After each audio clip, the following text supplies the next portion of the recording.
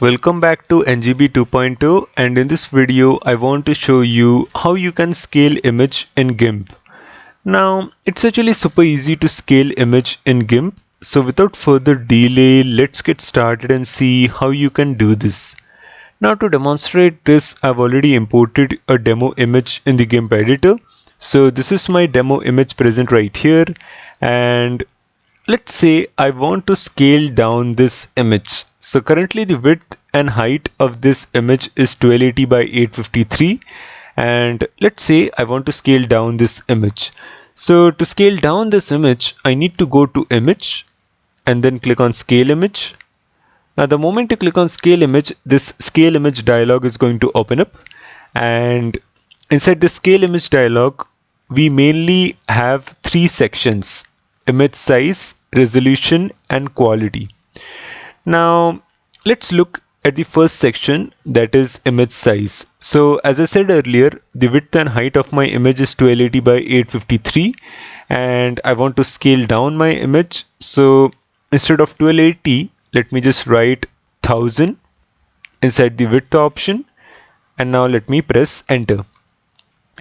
And as you can see, the moment I pressed enter, the value inside the height option automatically changed to 666.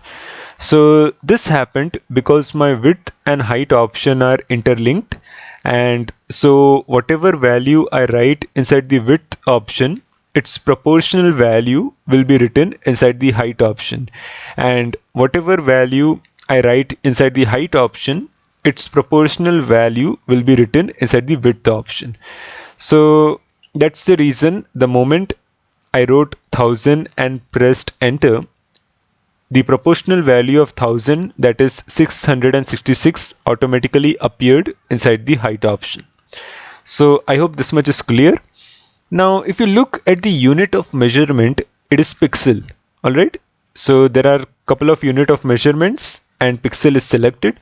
I would suggest you to keep this pixel only, because pixel helps to automatically resize your image based on the device on which it is being viewed.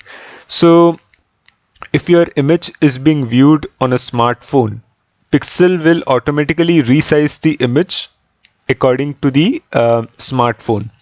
If your image is being viewed on laptop or computer, pixel will automatically resize your image according to the laptop or computer. So pixel does this. Alright, it automatically resizes the image according to the device on which it is being viewed. So that's why I would suggest you to keep this pixel only. Now let's look at the second section, that is the resolution section. Alright, now if you plan to print your image on paper, that is when this resolution section comes into the picture. So if you are using your image for web purposes, that is for blog or social media, you don't need to make any changes inside the resolution section. But if you are using your image, or if you plan to print your image on paper, that is on hard paper, that is when this resolution section will come into the picture, and you need to make use of this resolution section. As of now, I have no intentions of printing my image on paper, so I will not make any changes inside the resolution section. Let's move on to the third section, and that is quality. Now as you can see right here, there is this term called interpolation. So what is interpolation? Now when you scale up your image or when you scale down your image, so what you are essentially doing is, when you are scaling up, you are adding pixels, and when you are scaling down, you are removing pixels. So this process of adding pixels and removing pixels is known as interpolation. Alright, and no matter what you do, that is if you scale up or scale down, or if you are adding pixels or removing pixels, there is bound to be some quality loss. Alright, so it cannot happen that you are scaling up your image or you are scaling down your image and the quality is 100%. It is not going to happen. there will be some quality loss whether you scale up your image or scale down your image. So to minimize this quality loss, we have 5 different interpolation algorithms. All right. So if you click on this drop down list, you will see the name of all the 5 interpolation algorithms. So we have none, we have linear, we have cubic, we have no halo, and we have low halo. All right. So the algorithms we don't need to understand um, practically, but we are going to see it theoretically. So what this algorithms mean?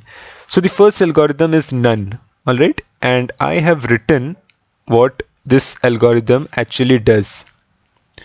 So what none does is it takes the color of each pixel and copies the one next to it. So this none interpolation algorithm will take the color of each pixel from the original photo and it will copy the one next to it. Alright, so this is the theoretical part. Alright, we are not going to look at the practical part. This is theoretically what this none algorithm does. It takes the color of each pixel and copies the one next to it. The second algorithm is linear. So what this linear algorithm does is it takes the color of each pixel and computes the average color of the 4 closest pixels in the original size. So this linear algorithm will take the color of each pixel from the original photo and compute the average color of the 4 closest pixels in the original size. So this is what the linear algorithm does. Third algorithm is cubic.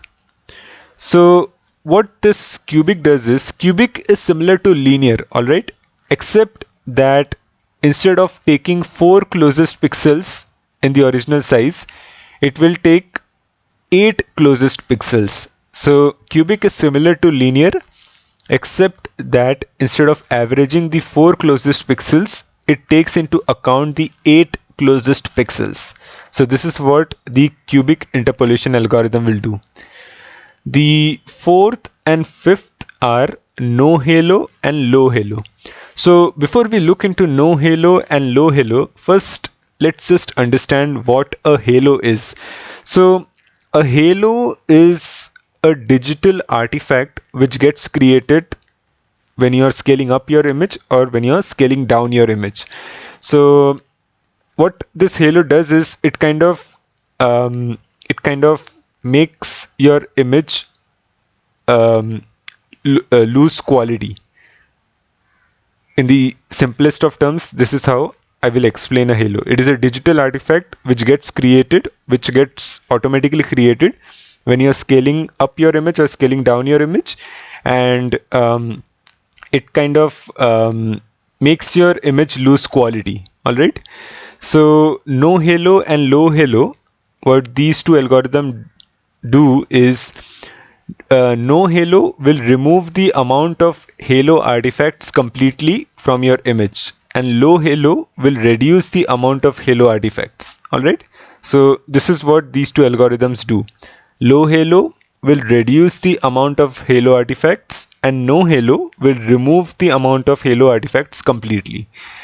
So these are the 5 interpolation algorithms, and now the question arises is which algorithm should you use to minimize quality loss? All right. So you're scaling up your image or you're scaling down your image and you want to minimize quality loss. So which algorithm should you use between these 5? And there is no clear-cut answer to that. All right. There's no clear-cut answer. I would suggest you to try out each of these algorithms and see for yourself which algorithm works best for you. And there's no one size fits all right. It really depends on your image. It depends on your subjective viewing of how you want your image to look, and there are many such factors. All right. And so I would suggest you to try out each of these algorithms when you're scaling up your image or when you're scaling down your image, and see for yourself which result works best for you. In this particular case, let me just select cubic, and now let me just click on the scale button, and that's it. And now as you can see right at the top, instead of 1280 by 853, now I have 1000 by 666. So I've successfully scaled down my image. All right. So this is how you can scale your image in GIMP. Either you can scale up or you can scale down. Do let me know your thoughts in the comment section below. Like the video and subscribe to my YouTube channel. I will again see you in the next video. Till then, thanks for watching.